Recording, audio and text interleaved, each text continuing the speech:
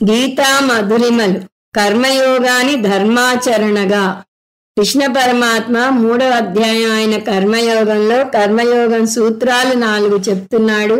అవి కర్మయోగాన్ని ఈశ్వర ఆజ్ఞగా చేయాలి, కర్మయోగాన్ని యజ్ఞంలా చేయాలి, కర్మయోగాన్ని చిత్తశోధకంగా మలుచుకోవాలి, కర్మయోగాన్ని ధర్మాచరణగా చేయాలి.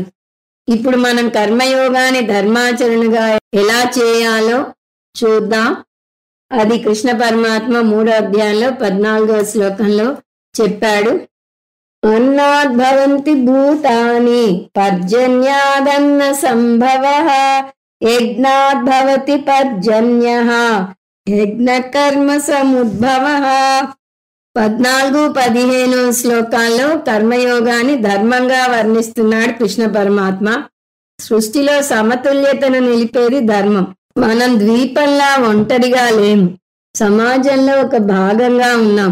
మనకి ఇష్టం ఉన్నా లేకపోయినా మనం సృష్టిలో ఒక భాగం. తోటి మనుషులతో, జంతువులతో, ప్రకృతితో సహజీవనం చేయాలి. ప్రకృతిలో అడవులు, నదులు, పర్యావరణం అన్నీ వస్తాయి. మన జీవనం ఋతువులతో ముడివడి ఉంది. చెట్లు ఎవరికి హాని చేయవు, జంతువులు పర్యావరణాన్ని కలుషితం చేయవు. మనుష్య జాతికి మాత్రమే ఫ్రీ విల్ ఇవ్వటం వల్ల, తద్వారా మనిషి బుద్ధిని ఉపయోగించటం వల్ల, అతని ధీశక్తి వల్ల విశ్వాన్నంతటినీ స్వర్గంగా మలచగలడు లేదా సర్వనాశనం చేయగలడు.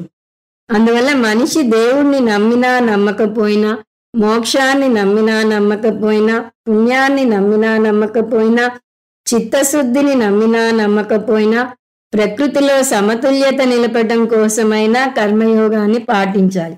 సృష్టి అంతా లయబద్ధంగా ఉందని ఒప్పుకుని తీరాలి. ఎందుకంటే ప్రతి క్షణము సృష్టిలోని ప్రతిదీ ఒకదానితో ఒకటి ముడిపడి ఉందని చూపిస్తుంది. అందువల్ల మనం జీవితాన్ని బాధ్యతారహితంగా నడపలేము. ప్రతిదీ ఒక వృత్తాకారంలో జరుగుతుంది. ఉదాహరణకు మన ఆక్సిజన్ని పీల్చుకుని కార్బన్ డయాక్సైడ్ను వదిలితే, వృక్షాలు కార్బన్ డయాక్సైడ్ పీల్చుకుని ఆక్సిజన్ని వదులుతాయి. కానీ మనమేం చేస్తున్నాం? ఆ చెట్లన్నిటినీ నిర్దాక్షిణ్యంగా కొట్టివేసి ఒక ఇంటిని పడగొట్టి 32 ఫ్లాట్లని కట్టేసుకుంటున్నాం. ఇటువంటి వృత్తాలు ఎన్నో ఉన్నాయి. పదార్థం, శక్తి ఒక వృత్తం. కృష్ణ పరమాత్మ ఇంకొక వృత్తం తీసుకున్నాడు ఇక్కడ.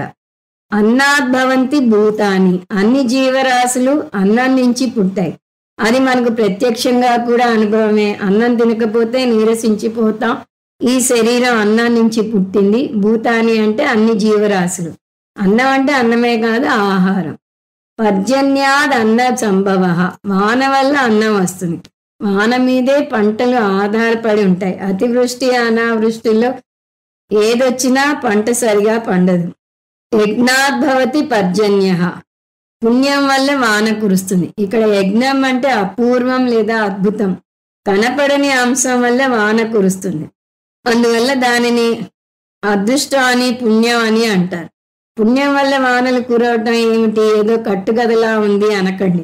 పుణ్యం అంటే ప్రకృతిలో సమతుల్యత ఉంటేనే సకాలంలో వర్షాలు కురుస్తాయి. ఋతువులు ప్రకృతిలోని సమతుల్యతకు ప్రతీకలు. యజ్ఞ కర్మ సముద్భవ, యజ్ఞం ఎలా వస్తుంది? కర్మయోగం వల్ల అవుతుంది. ప్రకృతిని పరిరక్షిస్తేనే, సృష్టిని గౌరవిస్తేనే పుణ్యం కలుగుతుంది. మనం కొత్తగా ఏమీ సమతుల్యతను తీసుకురానవసరం లేదు. ప్రకృతిలో అది ముందే ఉంది. మనం చేయాల్సిందల్లా దాన్ని చెడగొట్టకుండా ఉండటమే. కొంతమంది చూడండి, ఏదైనా పని చేస్తుంటే సహాయం చేస్తామని వచ్చి అదంతా చెత్తగా చేసి పెడతారు. వాళ్ళు మన పనిలో వేలు పెట్టకపోవడమే వారు మనకు చేసే కొండంత మేలు. మనం ఏదైనా నది దగ్గరికి వెళ్తే ఏం చేస్తాం?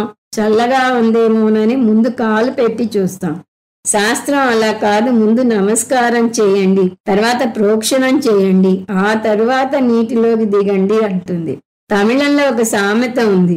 ప్రకృతి మీద గౌరవం ఉన్న వ్యక్తి ఒక్కరున్నా కూడా అతని కోసమన్నా వాన కురుస్తుంది.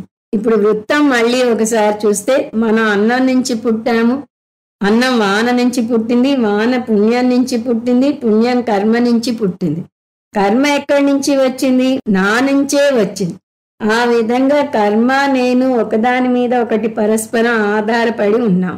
అందువల్ల నేను ప్రపంచంలో జీవించాలంటే ప్రపంచానికి నా వంతు ధర్మం నేను నెరవేర్చాలి. అప్పుడే వృత్తం పూర్తి అవుతుంది.